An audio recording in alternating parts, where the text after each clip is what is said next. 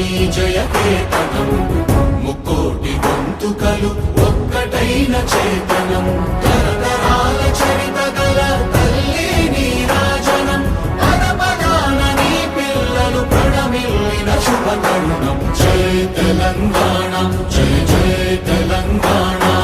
జై తెలంగాణ జై జై తెలంగాణ